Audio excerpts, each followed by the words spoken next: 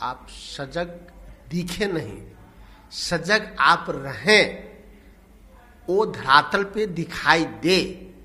बिहार में भी कोरोना बेहद पैमाने पे बढ़ रहा है। कल मैंने अपनी भी जांच कराई तो मैंने देखा कि मेरे पहले वाले अब मेरे बाद वाले दोनों कोरोना पॉजिटिव थे। तब इतनी संख्या कम क्यों है? मैंने सरकारी अस्पताल में टेस्ट कराया ताकि लोगों का विश्वास भी जगे। लेकिन महाराष्ट्र, पंजाब और छत्तीसगढ़ में ही चिंता आपकी क्यों है? तो इसे दरस जाता है कि आप दुर्भावना से ग्रसित होकर जहां आपकी सरकार नहीं है वहां के राज्यों को आप डिमोरलाइज करना चाहते हैं। बिहार के बारे में आपकी चिंता क्यों नहीं बढ़ी? बंगाल भी बढ़ रहा है। आप चुनाव में मस्त हैं, समझ में नहीं आ रहा है प्रधानमंत्री जी। जिस दिन चुनाव समाप्त होगा तो आपको लगेगा कि सबसे ज्यादा महामारी कोरोना का बंगाल में फैलेगा। दिल्ली के महामारी, दिल्ली के तमाम नेता, दिल्ली के तमाम वर्कर बंगाल में चले गए हैं तो वहां कैसे नहीं बढ़ेगा? इसलिए निष्पक्षता के साथ कोरोना पे आप काम कीजिए, लोगों का विश्वास जीतिए। महाराष्ट्र में कोविड-19 के मामलों में अकस्मात वृद्धि को देखते हुए महाराष्ट्र सरकार ने रात का कर्फ्यू सोमवार से शुरू कर दिया है। वहीं पे मल्टीप्लेक्स थिएटर को बंद करने का, लॉकडाउन करने का निर्णय लिया है। मध्य प्रदेश ने छत्तीसगढ़ से आने पर प्रतिबंध लगा दिया है। देखिए, अपने अपने राज्य के मुख्यमंत्रियों को सरकार उस राज्य में कोरोना से कैसे निपटे। पिछले बार सबने देखा कि महाराष्ट्र में सबसे अधिक कोरोना पाया गया और महाराष्ट्र सरकार, वहाँ के मुख्यमंत्री उस विपरीत परिस्थिति में पहले से तैयार करके रहते थे कि हमें 1000 बेड और चाहिए तो 1000 बेड 2 दिन में तैयार है, 3000 बेड चाहिए, 3000 लाख बेड चाहिए, वहाँ तक पहुँच गया। तो महाराष्ट्र सरकार ने अपनी क्षमता को न बल्कि प्रदर्शित किया है और प्रमाणित किया है और कोरोना से लड़ा है। तो मुझे भी लगता है अब तो शुरुआत है, इंजेक्शन भी हो गया, कई बात भी है, अचानक लॉकडाउन भी नहीं होना है, लोग भी सजग हो गए हैं। तो महाराष्ट्र सरकार भी निपट लगी। हम समझते हैं कि मध्य प्रदेश और छत्तीसगढ़ के मुख्यमंत्री आपस में बैठ के भी बात कर लें। अब कोई बिहार उत्तर प्रदेश नहीं जाने दे, उत्तर प्रदेश के लोग दिल्ली नहीं जाने दे। इससे ज्यादा अच्छा है कि आपस में तमाम देश के मुख्यमंत्री जिनको जिन सीमा से गड़बड़ी लगती है बैठ के बात कर लेंगे तो वहाँ के राज्य के लोगों का विश्वास जीत पाएंगे, देश के आवाम के विश्वास जीत पाएंगे। अगर मध्य प्रदेश के लोग कांग्रेस के प्रदेश के लोग को नहीं आने देंगे तो लगेगा दुर्भावना से कर रहा है। एनडीए के लोग कांग्रेस के प्रदेश में नहीं जाने देंगे तो लगेगा कि यहाँ दुर्भावना हो रही है। लेकिन मुख्यमंत्रियों की बैठक में आपसी सहमति बनेगी तो विश्वास जगेगा और तमाम भारत के लोग मिलकर कोरोना को हराएगा। छत्तीसगढ़ में नक्सली हमले में 22 जवान शहीद हो गए हैं। अमित शाह ने कहा कि उचित समय पर जवाब दिया जाएगा। 6-7 साल हो गए नरेंद्र मोदी जी के। नक्सली हमले बार बार होते रहे, कई बार छत्तीसगढ़ में हुआ, पिछले बार कोरोना काल में भी हुआ। मुख्यमंत्री जाके संवेदना भी व्यक्त नहीं किए। लेकिन वहीं पुलवामा हुआ था, चुनाव आने वाला था तो काला शॉल ओढ़ के उनके ताबूत पे आंसू बहा रहे थे। तो प्रधानमंत्री नकली आंसू छोड़िए, आपके सेना पे हमला करने वाला कौन है? अगर पाकिस्तान बॉर्डर पे किया था आपने उसे पाकिस्तानी मान लिया और वोट के लिए 2-2 करने के लिए तैयार हुए। भारत में छत्तीसगढ़ में इससे पहले भी पिछले कोरोना काल में भी हमारे जवान शहीद हुए। आपने क्या किया? लंबी रणनीति क्यों नहीं बनाते हैं? दूरदर्शी आप क्यों नहीं है? तो निश्चित तौर पे नरेंद्र मोदी और गृह मंत्री फेल है, इनका इंटेलिजेंस फेल है और शहीद हुए तमाम अपने सेना के जवानों के प्रति हम श्रद्धांजलि अर्पित करते हैं और नक्सली लड़ाई में हम भारत सरकार के साथ हैं।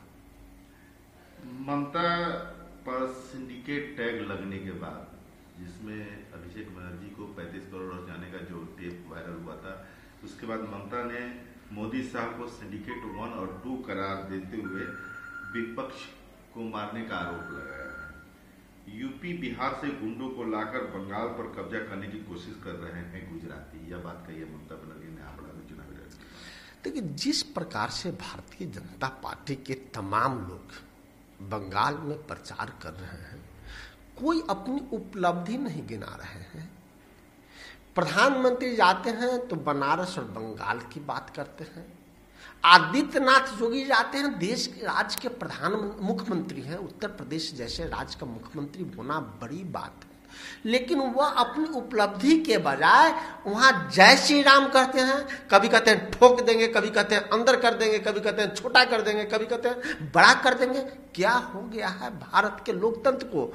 गांधी के देश में ठोकने वाला, छोटा करने वाला, बड़ा करने वाला नहीं चाहिए। सामंजस्य बैठा के आवाम के दिल जीतने वाला व्यक्ति चाहिए, जिसमें नरेंद्र मोदी, भारतीय जनता पार्टी, आदित्यनाथ योगी फेल है।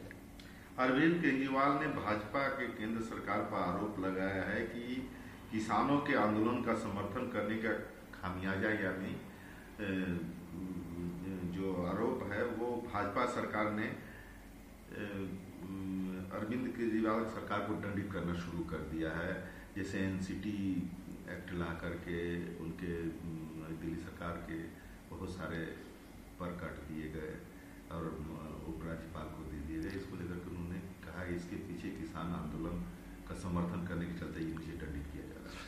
देखिए, बदले की भावना में तो प्रधानमंत्री जी हैं। नरेंद्र मोदी जी आज तक देश के पूर्व में किए गए किन्हीं प्रधानमंत्रियों जी का आदर से नाम नहीं लिया। उनके नजर में आज तक Nehru, Indira, Rajiv, Narasimha Rao, H D Deve Gowda, Chandrashekhar, V P Singh जैसे तमाम, खासकर विद्वान मनमोहन सिंह जैसे व्यक्ति ने कुछ नहीं किया।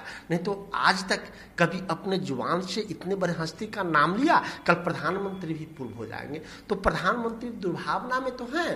पहले किसान को खालिस्तानी कहवाए, फिर पाकिस्तानी कहवाए, फिर आंदोलन जीवी का कहे। अब वही प्रधानमंत्री जी बांग्लादेश में जाके कहते हैं कि बांग्लादेश के आजादी के लिए मैंने सत्याग्रह किया था। तो क्या आप आंदोलन जीवी उस समय थे? प्रधानमंत्री जी, आप उस समय आपकी आयु क्या थी? तो झूठ तो आप बोल ही रहे हैं। बदले की भावना में तो जो लोग किसान आंदोलन में किसानों के साथ है, जो लोग भारतीय जनता पार्टी के साथ नहीं है, वो लोग दंडित किए जाते हैं। सीबीआई, ईडी के छापे पड़ाए जाते हैं। अगर सरकार, राज्य सरकार कोई नरेंद्र मोदी जी के साथ नहीं है, किसानों के साथ है, तो उनको उन पे, उस सरकार पे अलग अलग तरीके से प्रधानमंत्री जी अत्याचार कर रहे हैं, टैक्स लगा रहे हैं। इसलिए कई एनडीए के मुख्यमंत्री भी अगर किसान के पक्ष में बोलना चाहते हैं तब बोल नहीं पाते हैं। जैसे बिहार के मुख्यमंत्री किसानों के बारे में आंसू बहाएंगे, लेकिन उन किसानों के बारे में बोलिएगा तो डर से ही बोल नहीं पाते हैं। पता नहीं इनको कब दंडित कर दिया जाए। वामपंथी वही विभाजन करते हैं जो भाजपा करती है। वे एक ही तरह के नफरत फैलाते हैं, यानी वामपंथी और भाजपा। यह मेरे लिए दिलचस्प है कि पीएम हर एक दिन कांग्रेस मुक्त भारत का ऐलान करते दिखते हैं, लेकिन मैंने उन्हें कभी सीपीएम लेफ्ट फ्रंट मुक्त भारत या केरल कहते नहीं सुना है। तिरुवनंतपुरम में राहुल गांधी ने बात करी है। देखिए, राहुल गांधी जी बहुत ही स्पष्टवादी व्यक्ति हैं। जो मन में रहता है वो जुबान पे लाते हैं और ये जनता भी समझ रही है।